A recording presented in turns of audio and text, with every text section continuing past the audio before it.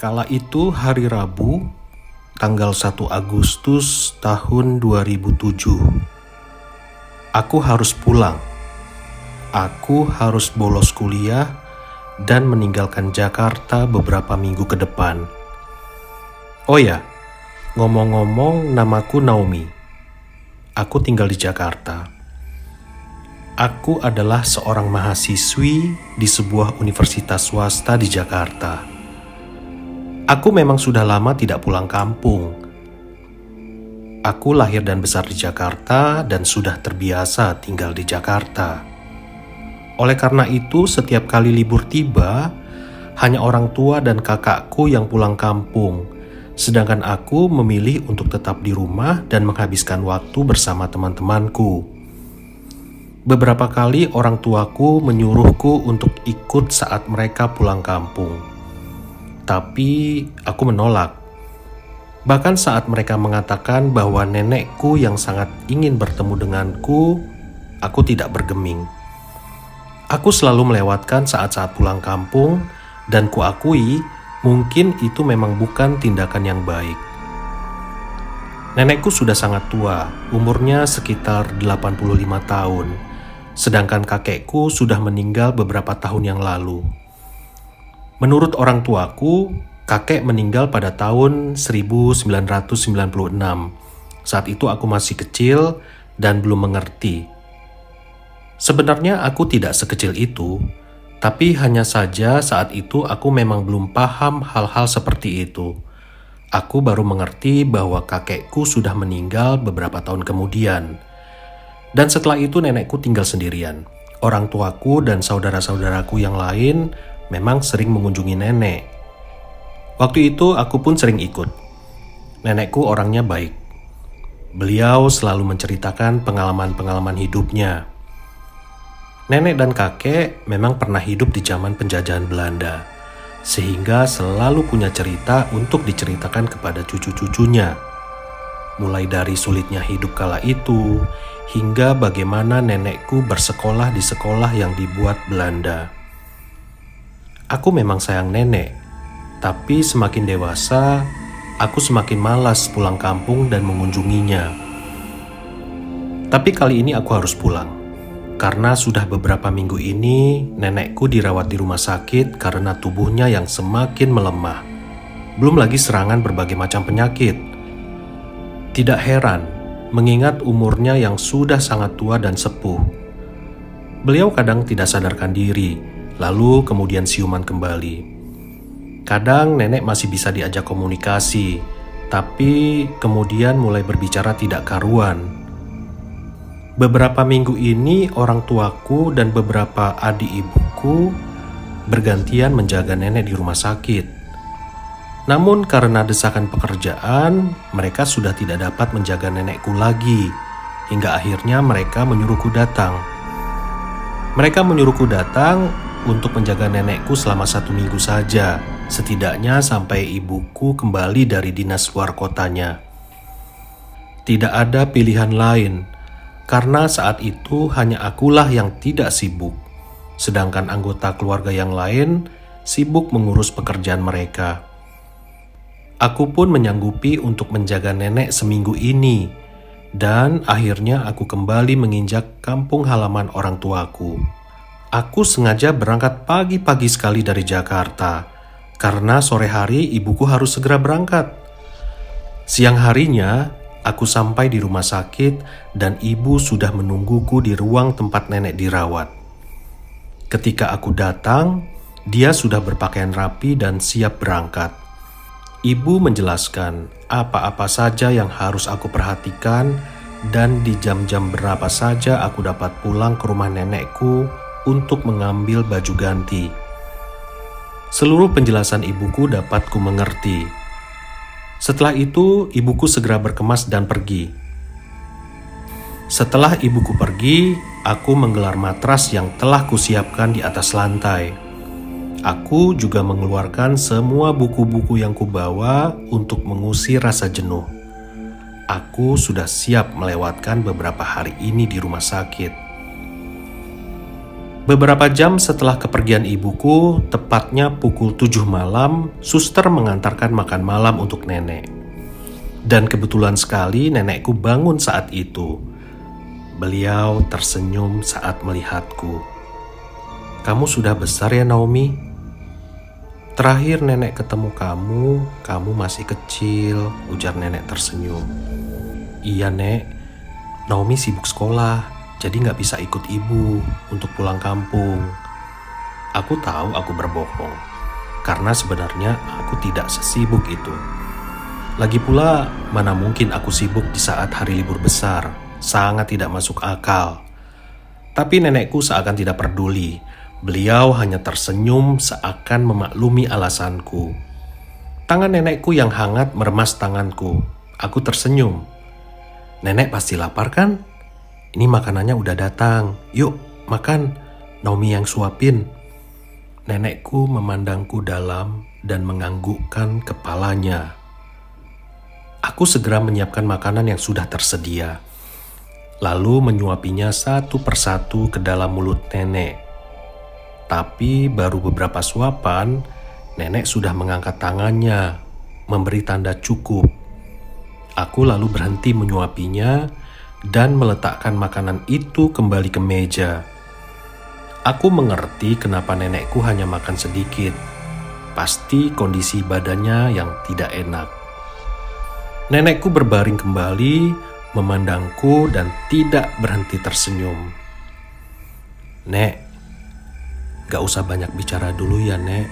Mending nenek tidur lagi. Kalau perlu apa-apa, bilang aja ke Naomi." Aku membalas senyum nenekku. "Nenek gak perlu apa-apa. Tapi tolong kasih tahu sama pemuda yang lagi berdiri di depan pintu. Kalau dia mau masuk, ya masuk aja. Jangan berdiri di sana." Aku langsung kaget dan seketika menoleh ke arah pintu kamar. Tidak ada siapa-siapa di sana. Bulu kuduku mulai berdiri, tapi aku kemudian teringat dengan kata-kata ibuku yang mengatakan bahwa nenek kadang suka berbicara ngawur. Mungkin saat ini beliau sedang mengigau. "Masuk aja, jangan berdiri terus di depan pintu," aku berkata ke arah pintu. Memang terlihat bodoh karena tidak ada siapa-siapa di depan pintu. Tapi aku lakukan itu demi menenangkan hati nenek. "Udah, Nek. Udah Naomi suruh masuk. Sekarang nenek istirahat ya." Lalu nenekku tersenyum dan matanya perlahan-lahan tertutup. Saat nenekku sudah tertidur, aku menaikkan selimutnya dan mulai membaca buku. Baru saja membaca buku, tiba-tiba sebuah tirai yang berada di dekat pintu masuk bergerak sendiri. Seperti ada sesuatu yang memasuki kamar rawat nenekku.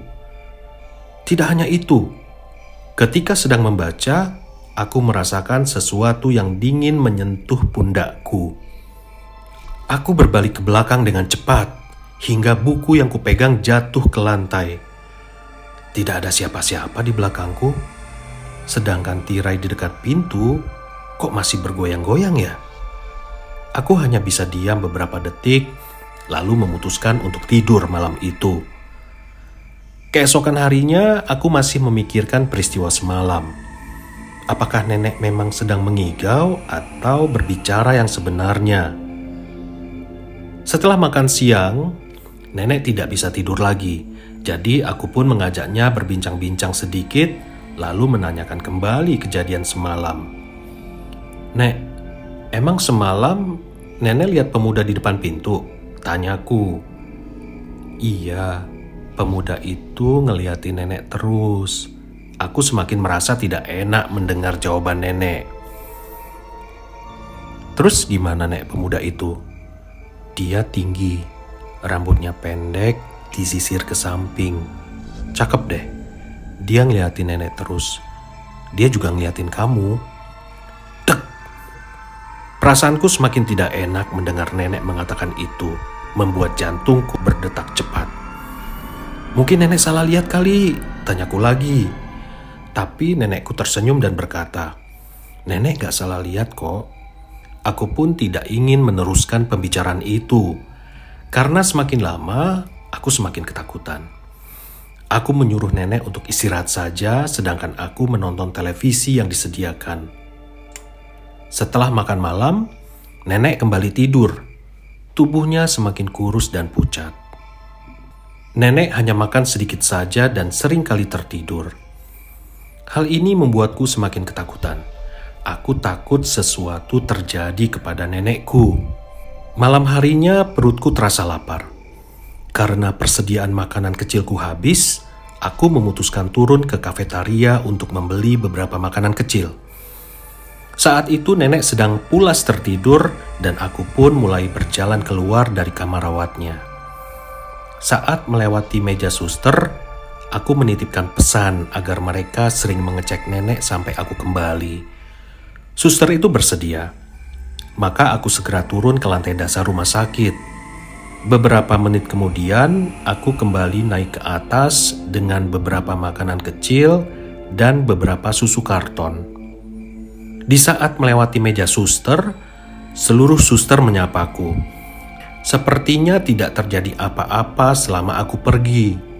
Maka aku pun melangkahkan kakiku menuju kamar rawat nenekku. Namun saat ku buka pintu kamar, aku tersentak kaget hingga susu yang kubawa terjatuh. Aku melihat sesosok pria sedang duduk di samping ranjang nenekku.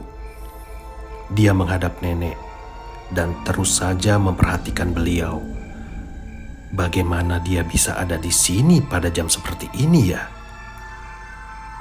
"Maaf, Anda siapa ya?" tanyaku seraya masuk ke dalam ruangan. Pria itu menoleh ke arahku. Wajahnya agak pucat dan pandangannya sangat sayu. "Saya hanya mau menemani dia." Pria itu menoleh ke arah nenekku yang sedang tidur. "Dia sendirian soalnya," tambah pria itu. "Tapi Pak, tidak sopan masuk ke dalam kamar orang lain. Lebih baik Bapak keluar sekarang ya, atau saya panggil keamanan." Pria itu hanya diam dan menoleh ke arahku, lalu beranjak pergi. Saat dia menatapku, aku dapat melihat wajahnya dengan jelas. Kulitnya agak putih dan rambutnya disisir menyamping.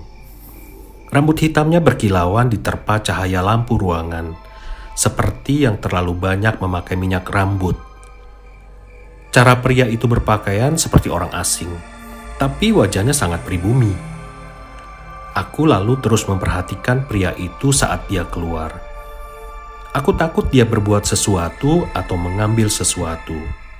Tapi ternyata pria itu keluar dengan tenang. Aku pun bernapas lega. Lalu aku meletakkan makanan kecil dan susu yang kubeli tadi di atas meja. Untung saja aku cepat kembali. Jika tidak, mungkin pria itu mengambil barang-barang berhargaku. Setelah kuperiksa, ternyata tidak ada barang berhargaku yang hilang. Tapi siapa ya pria itu? Tidak mungkin sembarang orang bisa masuk ke sini pada tengah malam seperti ini. Mungkin juga dia sedang menunggu salah satu pasien di rumah sakit ini. Karena penasaran, akhirnya aku keluar dan menuju ke meja suster. Aku bertanya, "Suster, ngeliat tadi ada pria lewat nggak?" Aku bertanya pada salah satu suster. Suster itu lalu beradu pandang dengan suster yang lain. Enggak ada pria yang lewat sini." Aku terdiam sejenak.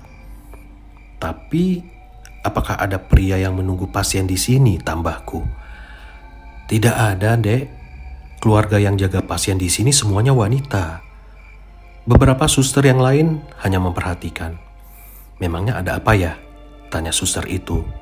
"Oh, gak apa-apa sus, cuma tanya aja," jawabku sambil tersenyum. Lalu aku pun kembali ke kamar nenek. Beberapa hari kemudian, keadaan nenek semakin buruk.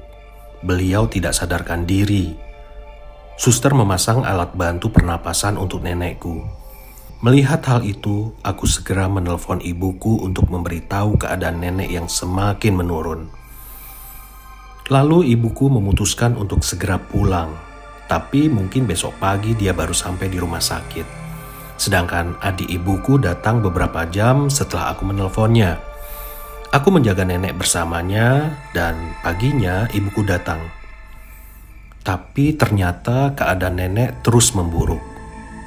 Kini nenekku sama sekali tidak merespon siapapun, bahkan tidak bisa menggerakkan tangan. Dokter yang menangani nenekku juga sudah angkat tangan. Dia mengatakan sepertinya nenek sudah tidak ada harapan.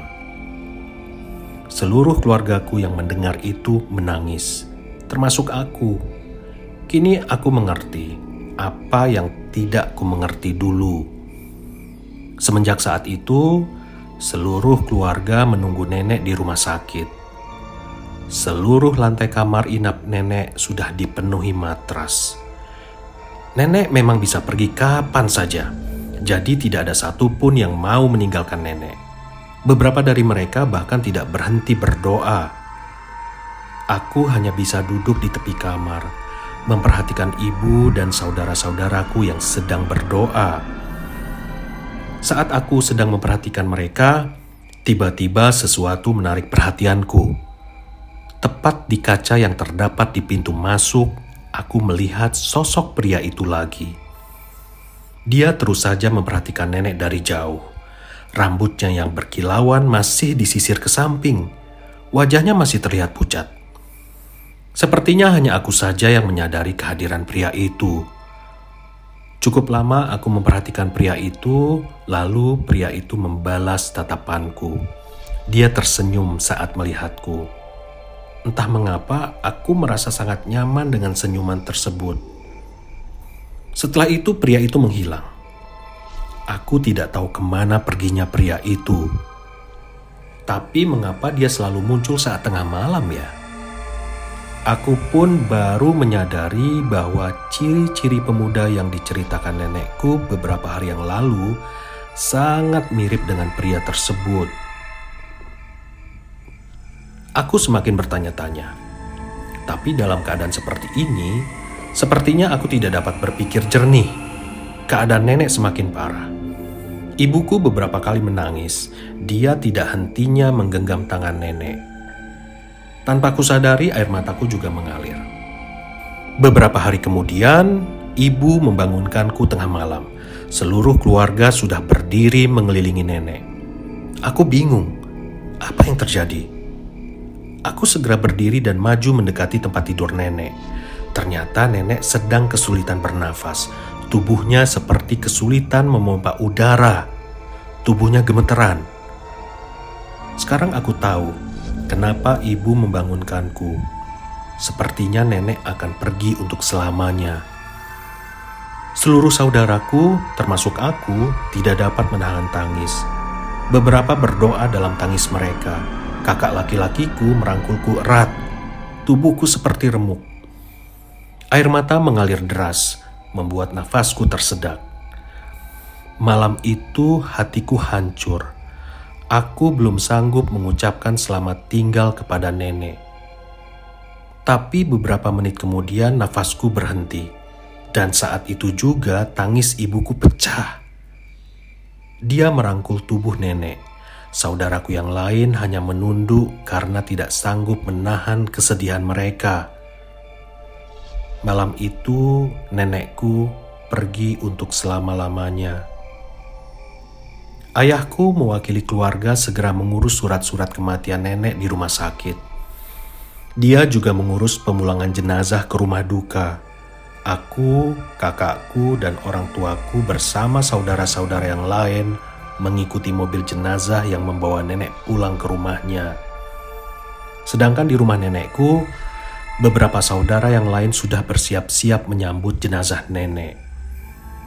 Sekitar setengah jam kemudian, jenazah nenekku sampai di rumah duka untuk segera dimandikan dan disolatkan.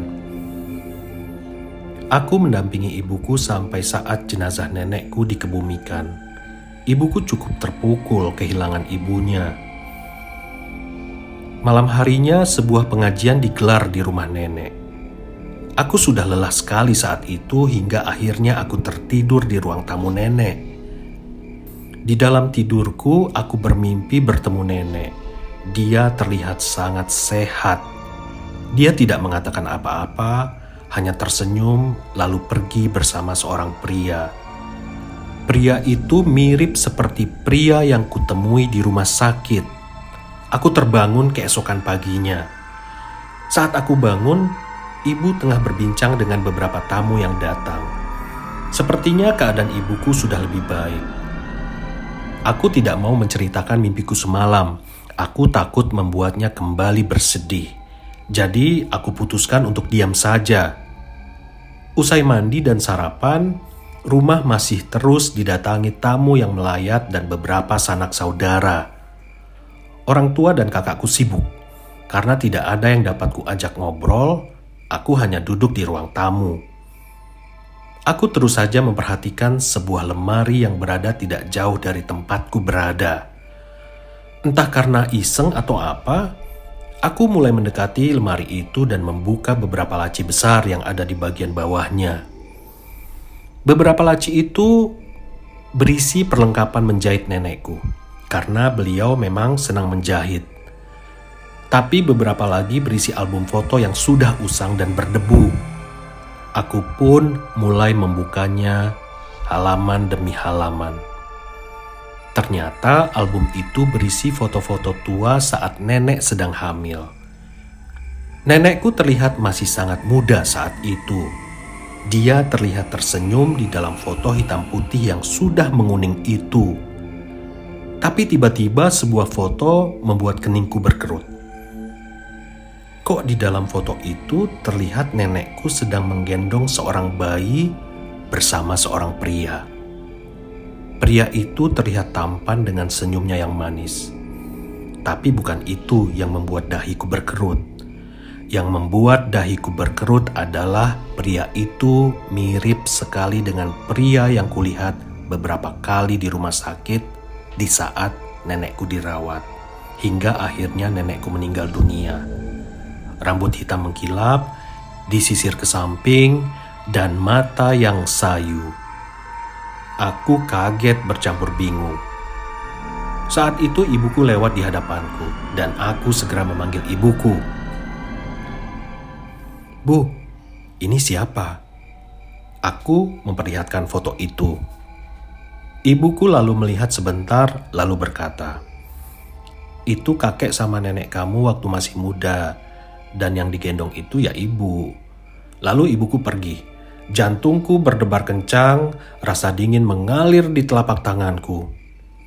Jadi yang nenek lihat dan aku sempat melihatnya juga adalah mendiang kakekku.